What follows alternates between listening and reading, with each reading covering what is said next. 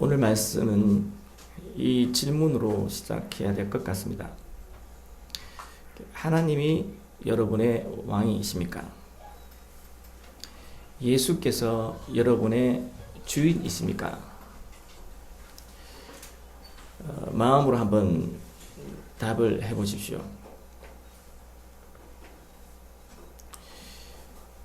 그러면 이 질문에는 어떻게 답하시겠습니까? 진짜 하나님이 여러분의 왕이십니까?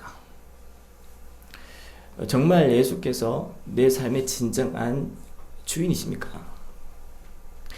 내 삶의 모든 영역에서 예수께서 모든 권한을 가지고 계시고, 그래서 정말 그분의 음성을 따라 삽니까?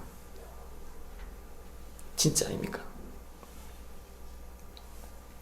만약 여러분이 양심에 비추어 전혀 거리낌이 없이 네, 그렇습니다, 그렇게 답한다면 감사할 일입니다. 계속 그렇게 사셔야 됩니다. 마지막 순간까지. 그러나 만약 아니요, 그렇지 않습니다, 그렇게 답한다면 괜찮습니다. 지금부터 그렇게 살면 됩니다. 우리는 언젠가 반드시 예수님을 만나야 합니다. 그런데 그때까지도 내 삶의 주인이 예수님이 아니라면 그때는 어떻게 될까요? 그때 예수님은 아마도 내가 너를 모른다 하실 겁니다. 그러니 얼마나 이게 중요한 일입니까? 여러분, 예수님을 우리가 주라고 고백할 때 예수님은 단지 나의 구원을 위해 십자가에 달리셨고, 내가 예수를 믿는다고 할 때 그 순간에만 나의 구원을 위한 주로 아시는 분들이 꽤 많습니다. 혹은 교회에서 신앙생활을 할 때 그때만 예수님을 주인으로 여긴다면 그것은 예수님을 진정으로 주인으로 여기는 것은 아닙니다. 하나님이 나의 왕이시고 예수께서 나의 주인이라는 고백은 전혀 그런 뜻이 아닙니다. 내 삶의 전 영역에서 하나님은 나의 왕이시고 나의 주인이라는 뜻입니다. 여러분, 어느 왕국이든 두 왕이 존재할 수 없습니다. 하나님이 나의 왕이 아니라면, 예수께서 나의 주인이 아니라면 내가 왕이고 내가 주인이겠죠. 그래서 이 문제는 사실 누가 왕이냐의 문제인 겁니다. 그래서 저는 항상 이것을 주의해야 한다고 아주 자주 근거해 왔습니다. 외적으로 내가 예수님을 주님이라고 부르는 것과 전혀 상관없이, 혹은 단지 생각으로 하나님은 창조주이시오 왕이라고 여기는 것과 상관없이 여러분의 실제적 삶에서 왕이시며 주인이 아니라면, 그리고 계속 그런 상태로 산다면 마지막에 아주 큰 낭패를 당하게 될 겁니다. 그래서 여러분, 이 점에 있어서 여러분 주의하고 깨어 있어야 됩니다. 제가 여러분에게 하나님의 삶의 주인이신가 이렇게 물었지만 사실 그건 영적인 것입니다. 영적인 것. 그래서 낭패를 당한다는 겁니다. 여러분이 어떤 중요한 문제를 결정할 때 여러분의 삶에 있어서 하나님이 얼마나 중요한 자리를 차지하고 있습니까? 일상의 삶에, 여러분의 삶에서 예수님이 얼마나 중요합니까? 하나님 말씀을 생각하고 하나님의 뜻을 알기 위해서 기도하십니까? 여러분이 뭘 얻기 위해서 기도하는 것을 묻는 게 아니라 하나님의 뜻을 알기 위해서 기도하십니까? 여러분이 마음의 위로와 평안을 위해서 말씀을 보는 게 아니라 하나님의 마음을 알기 위해서 말씀을 보십니까? 무엇보다 하나님을 기쁘시게 하는 그 마음이 내 삶의 가장 중요한 목적입니까? 여러분, 그래서 이 문제는 여러분이 얼마나 영적으로 예민한지, 또 그리고 깨어 있는지의 문제이지 단지 일상의 삶의 문제는 아닌 겁니다. 이제 우리는 사사시대가 끝났고 이스라엘 왕정시대가 이제 도래하는 걸 보는데요. 성경은 이 이야기를 통해 우리에게 뭘 말하고자 하는 걸까요? 사무엘은 엘리를 이어 아주 성공적으로 이스라엘의 지도자가 되었습니다. 사무엘은 엘리와 완전히 달랐죠. 블레셋과의 전쟁을 승리로 이끌고 미스바에서 대각성 운동을 일으킵니다. 이전에 볼 수 없었던 일이 일어났죠. 회개하고 기도했습니다. 사람들이. 놀라운 일들이 일어났습니다. 그런데 세월이 지나자 사무엘이 늙습니다. 그리고 그의 두 아들들은 사무엘과 같지 않았죠. 그래서 이제 어떡할까? 이제 다음 사사를 하나님 주시지 않았습니다. 사무엘과 같은 사사를 하나님이 세워주시지 않았습니다. 근데 이스라엘은 더는 이전과 같은 그런 전철을 받고 싶지 않았어요. 안 그렇겠습니까? 이거 또. 그래서 모든 장로가 한 모입니다. 사무엘에게 뭘 구하는가 하면 모여서 우리에게 왕을 달라고 합니다. 왕을 달라. 왜? 당신 늙었다. 그리고 당신의 아들들은 당신의 길 따르지 않는다. 우리에게는 왕이 필요하다. 우리에게는. 그래서 여러분 그들 말처럼 진짜 사무엘은 늙었습니다. 이제 힘이 없습니다. 이제 곧 하나님께 가야 되고 그의 아들들은 형편없죠. 이스라엘의 미래를 생각해 본다면 어떤 대책이 필요했습니다. 그래서 왕을 요구한 거죠. 그들의 요구가 잘못되었습니까? 그런데 사무엘은 그들의 요구를 기뻐하지 않았습니다. 오늘 말씀의 본문 6절을 보면 사무엘이 그것을 기뻐하지 아니하니, 기뻐하지 않았다.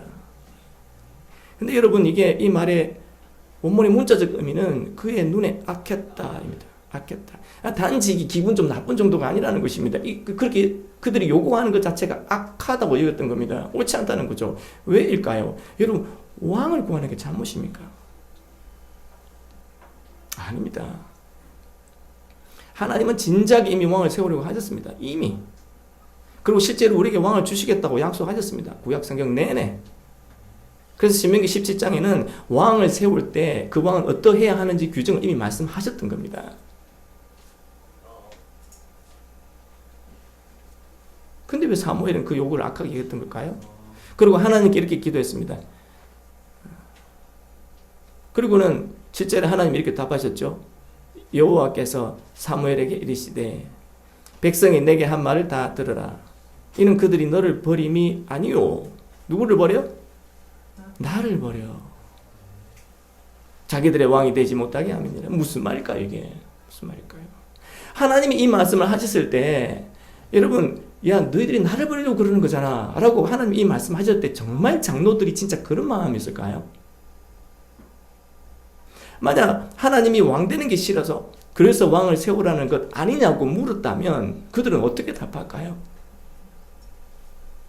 네 그렇습니다 그렇게 답할까요? 아니요 아무 천만에 아니 전혀 그렇지 않습니다. 야, 왜 내가 그런 마음을 품겠습니까? 라고 말하겠죠. 당연히. 그래서 여러분 이 점을 정말 우리가 깊이 생각해야 됩니다. 우리는 전혀 그런 마음이 아닌데 하나님은 그렇다는 겁니다. 여러분 이게 얼마나 중요한 이야기인지 모릅니다. 장로들이 그런 마음 지니지 않았습니다. 근데 하나님은 니들이 그렇다고 말합니다. 성경은 그런 이야기들이 굉장히 많습니다. 이게 굉장히 중요한 문제입니다. 우리에게 있어서. 여러분 그리고 이 문제는 결국 마지막 순간에 일어납니다. 마지막 순간에. 여러분 우리는요 우리 생각대로 살고 우리 생각대로 믿어버리면 안 됩니다. 아 그렇겠지라고 생각하고 살고 그렇겠지라고 믿으면 안 된다는 겁니다. 마태복음 7장에 보면 예수님이 뭐라고 말씀하시는 거 아니? 나더러 주여 주여 하는 자마다 천국에 다 들어갈 것이 아니오. 내 아버지의 뜻대로 행하는 자라야 들어가리라. 여러분 예수께서 이 말씀을 분명히 하셨음에도 불구하고 마지막 때 내가 주여 주여 했으니까 내가 천국에 들어갈 거라는 사람이 있다는 거죠. 그렇게 생각하는 사람들이.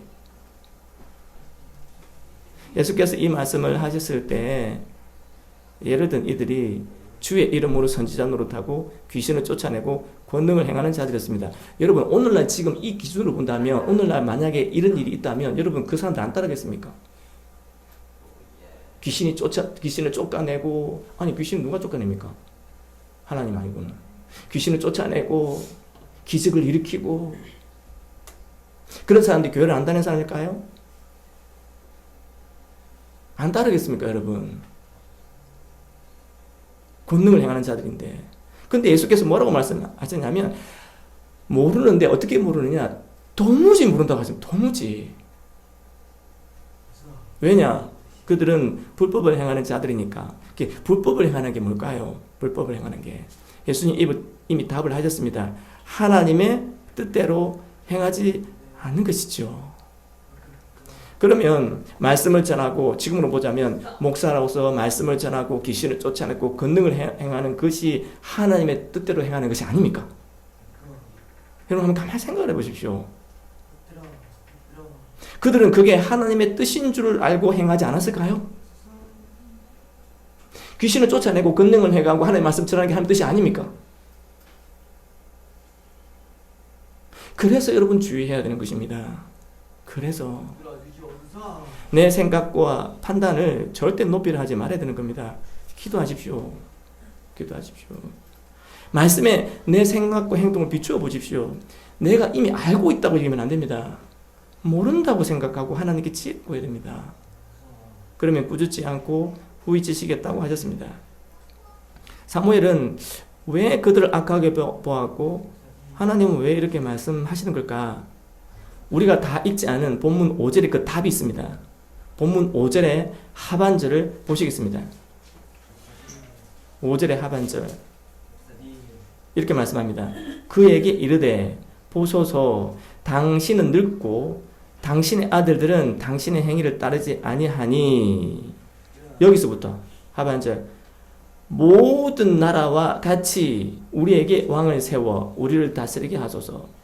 여러분 이들이 세우고자 하는 왕은 어떤 왕입니까? 어떤 나라와 같은 왕입니까? 모든 나라와 같은 왕입니다. 모든 나라의 왕이 무슨 뜻이겠습니까? 이게 이교도의 왕입니다. 세상 사람들의 왕이라는 겁니다. 그럼 지금 이들이 어떤 왕을 구하고 있습니까?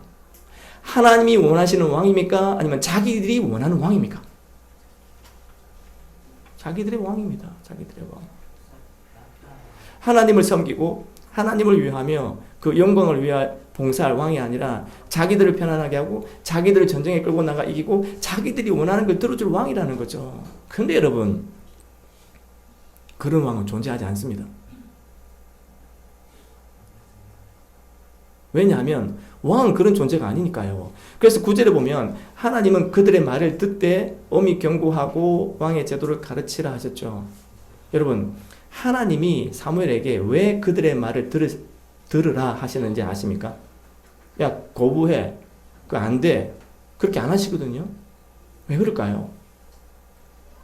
이상하지 않습니까? 8절에 그 답이 있습니다.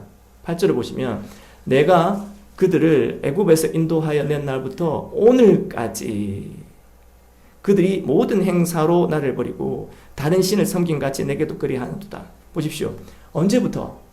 애굽에서 나오던 그때부터 언제까지? 지금까지 달라진 게 없어. 그래서 뭘로 나를 버린다고 말합니까? 그들이 모든 뭘로? 행사로. 어제 오늘 일이 아니야. 하나님은 왕의 제도를 통해 너희들이 얼마나 고단한 삶을 살게 될지 알아야 된다고 18절에 이제 말씀하시는데요. 그 쭉 말씀을 하시죠. 왕이 되면 너희 자식이 어떻게 될 거고 너희들이 세금을 어떻게 낼 거고 쭉 말씀하세요. 사무엘이 그 말씀을 다 전했을 때 19절에 그들이 사무엘의 말 듣기를 거절합니다. 이렇게 말합니다. 아니로소이다. 아니로소이다. 우리도 우리 왕이 있어야 하리니. 누구 왕이요? 우리 왕이. 20절에 보면 우리도 뭐와 같이? 다른 나라와 같이 되어. 여러분 이스라엘이 뭘 원합니까? 다른 나라와 같이 되는 겁니다. 다른 나라와 같이. 그들은 뭘 원하지 않습니까? 하나님을 원하지 않습니다.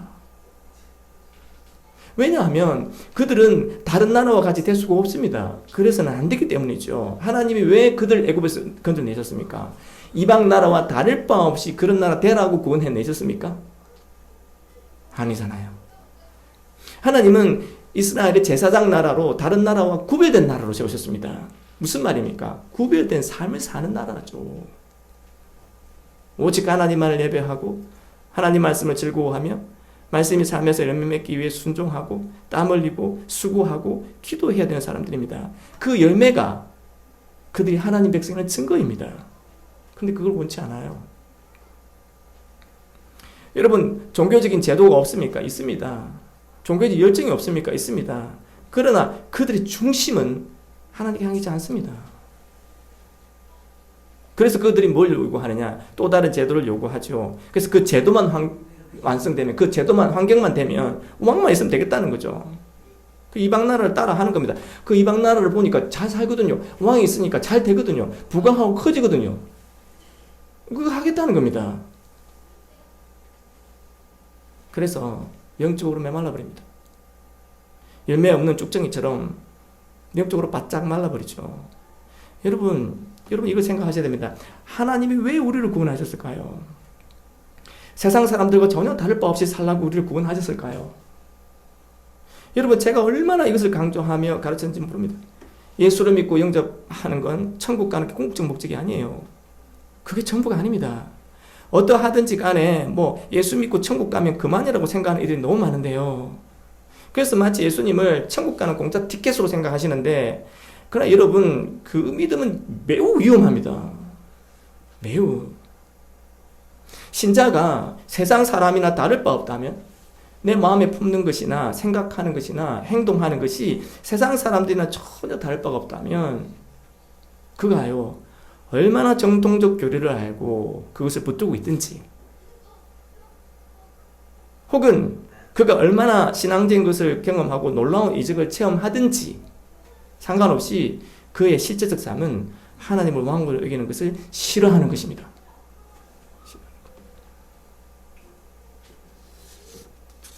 그러면 하나님이 이 문제를 지적하시고 말씀하지 않으셨던가? 아닙니다. 얼마나 많이 말씀하신지 모릅니다. 그렇게 하면 안 된다고 항상 말씀하시죠. 그래서 우리는 이미 너무 많은 말씀을 들었고 또 듣고 있습니다. 그런데요, 그럼에도 들리지 않을 수가 있어요. 그러면 하나님이 어떻게 하시는 줄 아십니까? 오늘 하나님 어떻게 하셨습니까? 말씀에서 그들의 요구를 들으십니다. 들으신다고요. 21절에 사무엘이 하나님에게 말씀하신 대로 다 전했습니다. 그리고 그들이 무엇이라 말했는지도 하나님께 아릅니다. 그리고는 22절에 하나님이 이제 이렇게 답하셨습니다. 여호와께서 사무엘에게 이르시되 그들의 말을 들어 왕을 세우라 하시니 사무엘이 이스라엘 사람들에게 이르되 너희는 각 성읍으로 돌아가라 하니라.